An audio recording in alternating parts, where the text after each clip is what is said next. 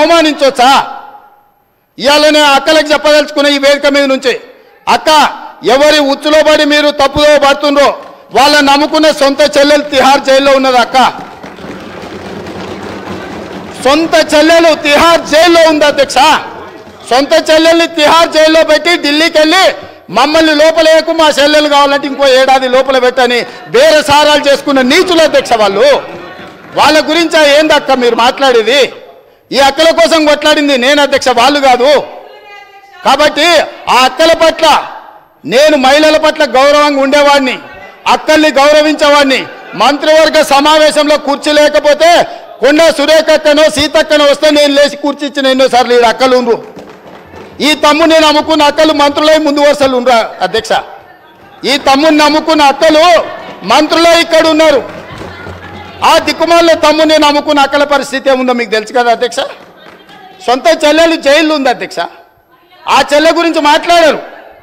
కానీ ఇవాళ రైతు రుణమాఫీని దెబ్బతీయడానికి, స్కిల్ యూనివర్సిటీ ఆలోచనను నిరుద్యోగ యువకులకు ఉపయోగపడకుండా అడ్డుకోవడానికి ఇవాళ మా మాదిగల సోదరుల ఆకాంక్ష నెరవేర్చడానికి ప్రయత్నం చేస్తే సభకు రారు అధ్యక్ష. ఇంతకుముందు మా సభ్యుడు బాగా చెప్పిండు అధ్యక్ష. ఒకనాడు దళితుని ముఖ్యమంత్రిని చేస్తా అని మోసగించిండు, ఉప ముఖ్యమంత్రి ఇచ్చి బర్తరఫ్ చేసిండు. అట్లాంటి పరిస్థితుల్లో శ్రీమతి సోనియా గాంధీ గారు శ్రీ మల్లికార్జున్ ఖర్గే గారిని జాతీయ అధ్యక్షుని చేసింది అధ్యక్ష. శ్రీమతి సోనియా గాంధీ రాహుల్ గాంధీ గారు తమర్ని స్పీకర్గా చేసి ఆ కుర్చీలో కూర్చోబెట్టారు అధ్యక్ష. మీరా కుమార్ గారిని లోక్సభ స్పీకర్గా చేస్తే తెలంగాణ రాష్ట్రం ఇచ్చింది అధ్యక్ష.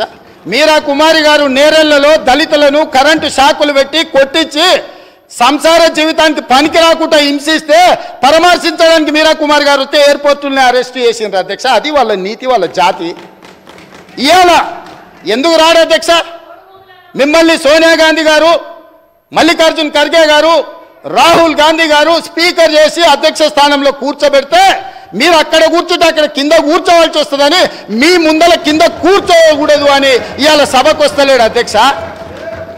ఏ దళితునైతే ముఖ్యమంత్రిని చేస్తాను దళితులను మోసగించిండో, ఏ దళితుని ఉప ముఖ్యమంత్రిగా చేసి అకారణంగా బర్తరఫ్ చేసిండో, ఇవాళ వాళ్ళను అవమానించిన చంద్రశేఖరరావు మైకులో మాట్లాడాలంటే ఒక దళిత బిడ్డను లేచి అధ్యక్ష నాకు మైక్ ఇవ్వు అని అడుక్కునే పరిస్థితి కాంగ్రెస్ తీసుకొచ్చింది అధ్యక్ష.